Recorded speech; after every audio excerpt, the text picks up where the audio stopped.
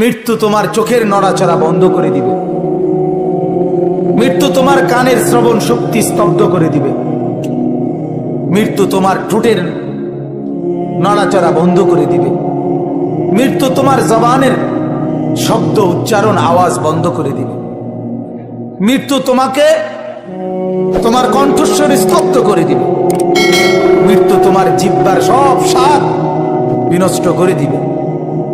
অচিরেই রূহ চলে যাবে, আর কিছুই থাকবে না তোমার, না কানের শ্রবণ শক্তি, না নাকের ঘ্রাণ শক্তি, না চোখের দৃষ্টি শক্তি, না চামড়ার অনুভব শক্তি, না পায়ের চলার শক্তি, না কল্পনার বিবেকের দিমাগের চিন্তা ফিকিরের শক্তি, কিচ্ছু থাকবে না।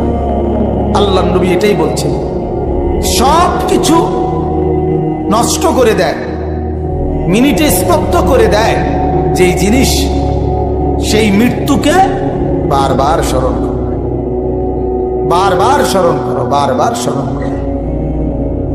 এই কারণে বাপ, আল্লাহ রাসূল সাল্লাল্লাহু আলাইহি সাল্লাম মৃত্যুর স্মরণ করতে বারবার বলছে। কোরআনুল কারীমের মধ্যে আল্লাহ পাক রব্বুল আলামিন বহু জায়গায় কুল্লু নাফসিন যায়িকাতুল মাউত এই কথাইটা অনেকবার বলছে যে বান্দা এটা মনে রেখো, মৃত্যুর স্বাদ তোমাকে গ্রহণ করতেই হবে। আল্লাহ তাআলা বারবার বলছে, কুল ইন্নাল মাউতাল্লাযী তাফিররুনা মিনহু ফাইন্নাহু মুলাকীকুম। আল্লাহ পাক বলছে, নবী আপনি বলে দেন, যেই মৃত্যু থেকে তোমরা পলায়ন করছো, ছুটতেছো, মৃত্যু থেকে বাঁচার জন্য এই হসপিটাল থেকে ওই হসপিটাল, এই জায়গা থেকে ওই জায়গা, বাংলাদেশ থেকে ইন্ডিয়া, ইন্ডিয়া থেকে থাইল্যান্ড, থাইল্যান্ড থেকে সিঙ্গাপুর, যেখানেই পলাও না করো, ফাইন্নাহু মুলাকীকুম, মৃত্যু তোমার সাথে মুলাকাত করবেই করবে। মৃত্যু তোমার থেকে, তুমি তাকে আড়াল করতে পারবেই না, তুমি চাইলেও আসবে, না চাইলেও আসবে।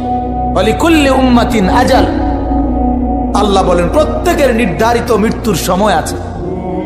ফাইদা জাআ আজালুহুম, যখনই মৃত্যুর সময় আসবে, লা ইস্তাখিরুনা সাআতান ওয়া লা ইস্তাকদিমুন, তখন আর এক মিনিটও দেরিও করবে না, এক মিনিট আর আগেও আসবে। এজন্য আমার বাপ মৃত্যুকে স্মরণ করেন, কবরকে স্মরণ করেন। এই কবরবাসীদের জন্য তাদের রূহের মাগফিরাত কামনায় দোয়ার মাহফিল। আর আমার কথা হইল, কবরবাসীদের চাইতে জিন্দা মানুষের অনুভূতি জাগানো তারও বেশি দরকার। কবরবাসী তো তারা হায়াত শেষ করে তার ফয়সালা নিয়ে সে চলেই গেছে, আর সে ফিরে আসতে পারবে না, আর সে বুঝেও কিছু করতে পারবে না, আর সে পুনরায় পৃথিবীতে ফিরতেও পারবে না, আর কোনো নেক আমল করারও সুযোগ মিলবে না।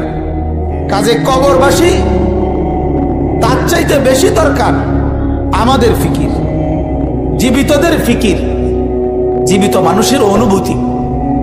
আজ আমরা হয়ে গেছি কবরবাসী, আর কবরবাসী হয়ে গেছে জিন্দা।